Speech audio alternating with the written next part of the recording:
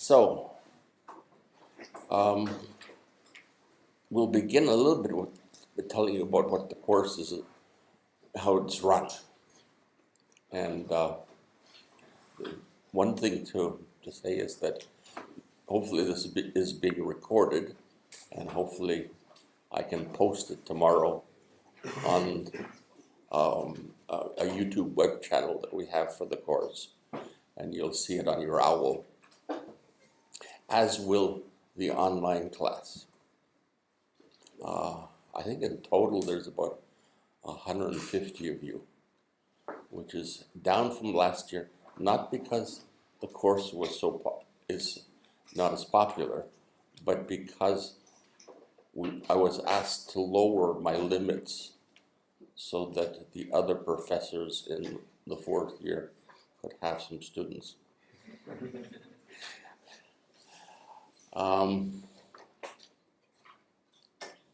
So the important thing about whether you're in the online section or the in-class section, it doesn't matter. The online people can come to class. There's a few extra chairs. This room should hold about 100 students when it's fully packed, and in the in-class section, about 60 of you. So there should be room for additional people to come. Also, the tutorials, whether you're in the online or the in-class, you can attend either the tutorials that are live, which is on Tuesdays and Wednesdays, or the tutorial that's online, which is on Tuesday evening. So it's up to you.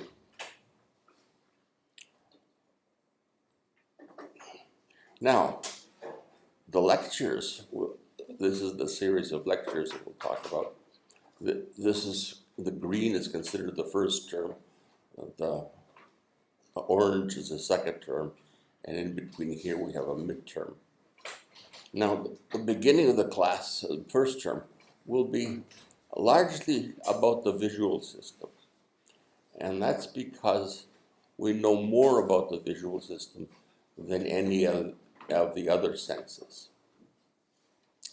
And we can use what we know about the visual system to tell us about how the other senses work. Now we'll begin today talking about how the eye works, and we'll discover that the eye is actually the brain, because it's an outgrowth of the brain. So we're actually looking at the brain and seeing how it works. Then we'll go to the primary visual cortex, which is where the eye first sends its signal. Then from there, we'll find that the signal travels, one part of the signal travels underneath the brain and is used for detecting objects.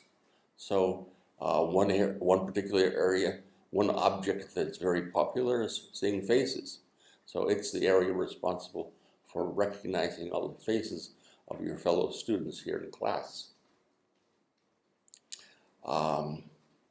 Another part over here is used to guide actions.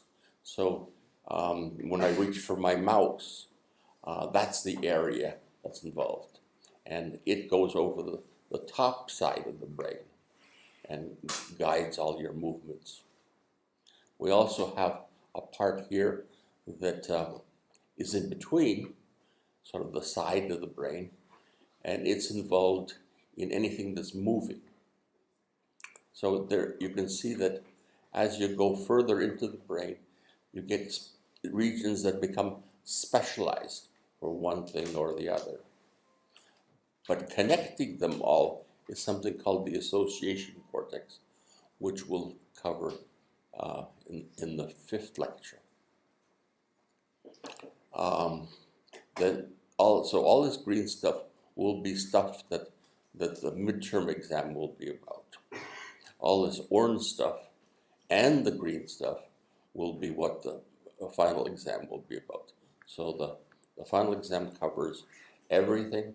It's more emphasis on the orange stuff, but it covers the green and the orange. And there we'll talk about the sense of touch, what's underneath the skin is the muscles, and the muscles have all kinds of sensors to tell you where your hands are or other limbs. We'll look at hearing and how it processes things like language. We'll see that nearby hearing is a sense of balance, allows you to be upright. And then we'll discover that eye movements are very important. Right now I'm looking around from one face to another, and those eye movements are helping me do that. But as I move around my head and my eye, the visual scene is zipping past my retina, but I don't notice that. And all those little tricks is what we talk about. Then finally we'll see that our memory is very important in what we see, hear, or touch. A lot of what you're now experiencing is not what you're seeing or hearing. It is predictions that are coming from the brain as to what it might be that you're seeing or hearing. And the brain is checking just to see if its estimate is correct. So your memory is very important in what you hear. I mean, you've been learning the English language for a long time, and how you interpret what I'm saying is largely dependent on the memories of your learning of the English language. Okay, so we'll have these lectures, and they'll be recorded and posted, hopefully on Friday. Sometimes I have glitches and have to work harder, so it might be late on Friday. And then you'll have practice problems. So on the web, you'll find that there are practice problems, about a dozen of them each week. And so you will have the week to go over them. But to help you, and those practice problems are important because a lot of the courses that you've been taking are based on memory. This course, we're trying to do it a bit differently. We're trying to have you problem solve. And so those practice problems, it's important that you try to solve the problem in your own head before you try out the various answers. Many students that have had low marks come and ask me, so what should I have done to get a better mark? And I ask them, so how did you do the practice problems? And they often tell me, well, I clicked on this button and it said no. I clicked on this button and it said no. And finally, after several attempts, I clicked on the correct button and then I memorized what the answer was. That won't help you when you hit the midterm, because there'll be all problems that you have to think through. Now, as an example of a problem, why do you think, for example, manhole covers are often round? Can anyone have a guess as to why that might be? Yes? There's no correct orientation. Circular, you can turn it anyway. You can put it in any way. You don't have to worry about how you're putting it in. Yes, that's a good reason. Another reason. Yes? So the lid doesn't fall into the hole? Yes, usually they have two lips, a lip that's slightly bigger than the hole, and that lip, if they place it properly, it'll stay.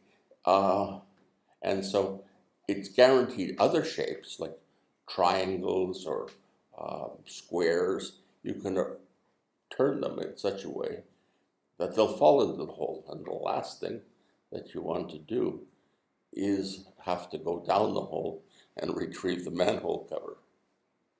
What are other reasons?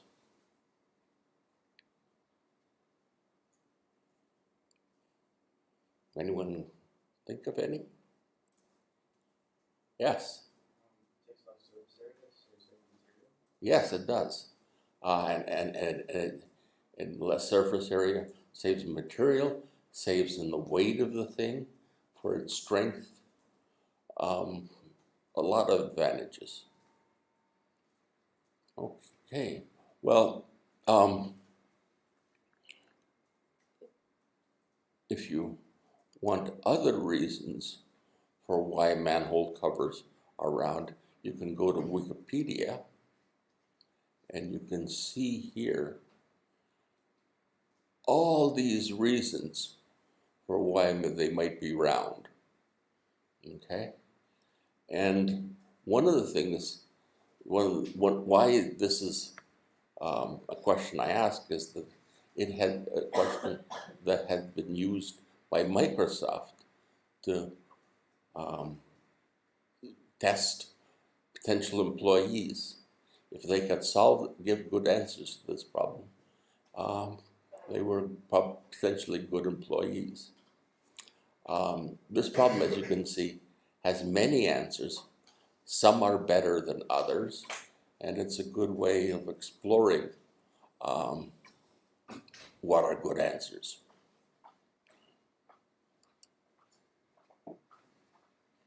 Okay. So the other thing I want to ask you is, or mention to you, is welcome to the course.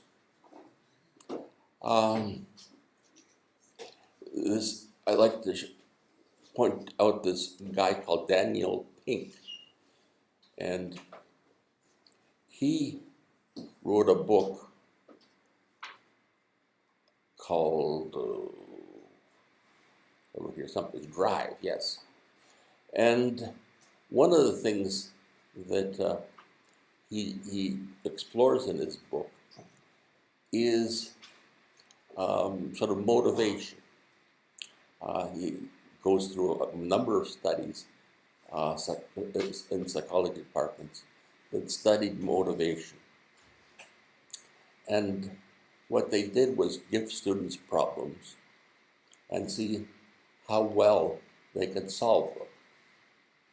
And for example, one problem was, okay, you're given a box of matches, and then you're given a tack and a candle.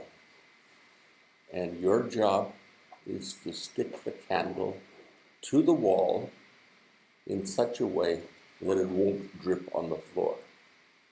So I won't think about that problem for a little while. Now, so I gave the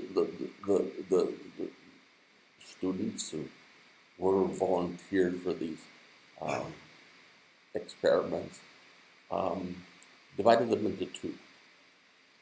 And for one group, in one room, he offered them, or the researchers that did the study, offered them $1 if they found out the right answer. In another group, they offered them $100 if they found the right answer. Which group do you think did best in the problems?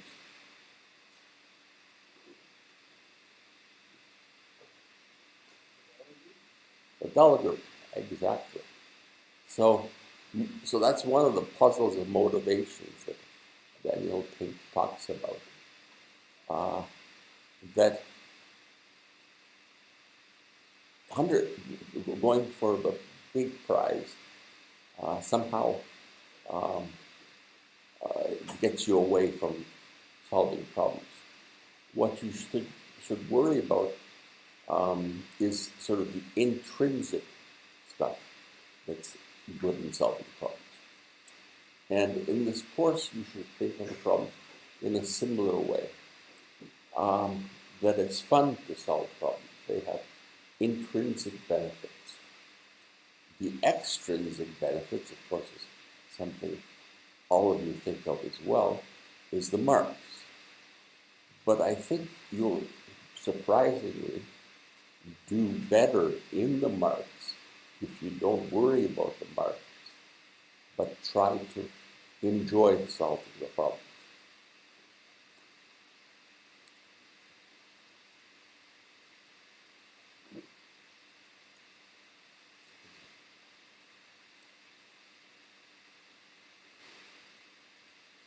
What's next?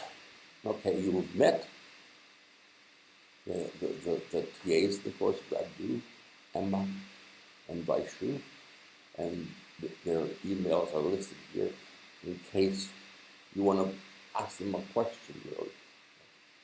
Most of the sort of traffic, email traffic of things can go on through OWL, but if you want to contact them directly. So this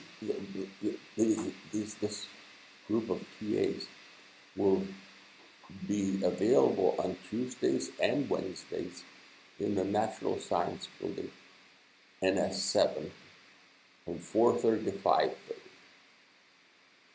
Again, come to these tutorials. You can pick one or the other, they're both the same. But come having tried out the practice problems. Okay. Just the important thing is they'll review the practice problems, and you can ask questions if there's things that you don't understand about them. And you can also go online every Tuesday at 8 p.m. And work on them there. Now, what motivates you to do this is that every week we're going to have a quiz on OWL. And that quiz starts immediately after the Wednesday tutorial. So at 5:30 on Wednesday, the quiz opens up. And it stays open till midnight. And during that time, from 5:30 on Wednesday to midnight, you can answer, you have 15 minutes to answer 3 to 4 to 5 questions. Now, I'm told by the grapevine that the students often get together and work in teams on these quizzes. I'd like to encourage you to do that. You learn a lot by trying to work out problems together. So try to get together with others in the course, either by meeting them in this class or in the tutorials, or even at the end of one of those online sessions. Okay. And get your own team and work them out. I'm told that some teams, what they do is you draw straws, and the short straw tries the quiz first. Then the other members of the team now know what the quiz questions are and start looking through the notes carefully. So the second person has a bit of advantage, and the third person has even possibly more advantage. But whatever way you care to do it, I think working together is good. Now,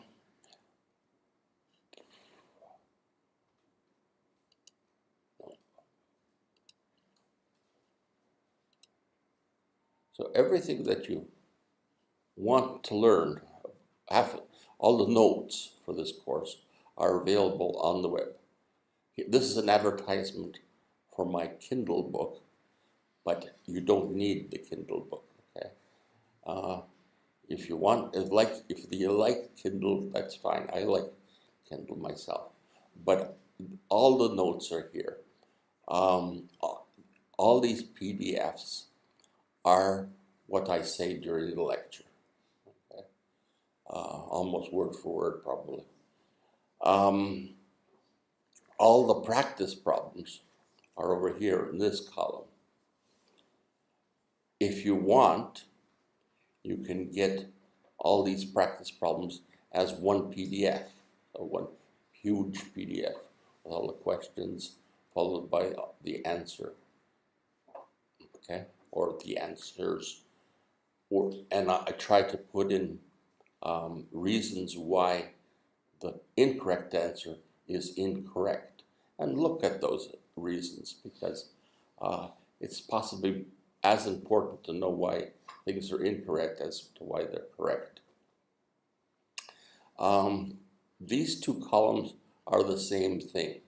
This is all done in a program called Flash, and unfortunately it's something that's going out of favor or out of popularity, and so I've had to translate it into something called HTML, and HTML uses JavaScript to run the animations, and unfortunately I know nothing about JavaScript, so I've been busy all summer learning, and I've translated most of the lectures. I still got these two to work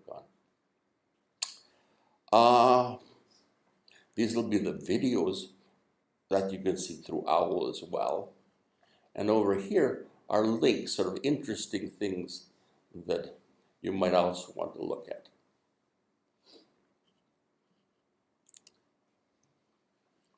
Okay.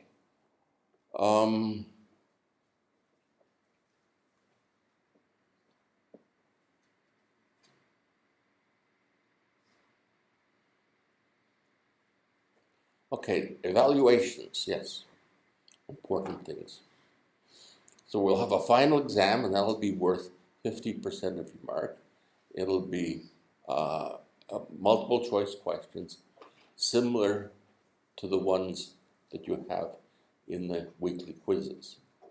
Easier than the ones that you have in the weekly quizzes, because in the weekly quizzes I can have more options. I can have like two of the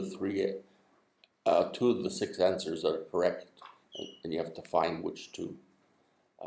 That I can't do on the exam quizzes. So it'll be one of the five that's correct. Then we'll have a midterm, which is 1.5 hours long. I think it's on a Saturday at 8 a.m. That's listed up higher on this PDF, and only the first 6 lectures are involved, and then of course, and that'll be worth 30% of marks, and the last 20% is those multiple weekly quizzes. Okay. If you need to get together with me, I have office hours from 3:30 to 5 every Thursday. I retired 6 years ago, so that puts me at 71 years of age. So I don't teach full-time. I spend a lot of time doing wooden carvings. My daughter lives in Bowen Island in Vancouver, and she started the experiment of growing chickens. So I'm making her little egg holders with egg spoons at the moment. Okay, so I guess it's time to go to the lecture itself. So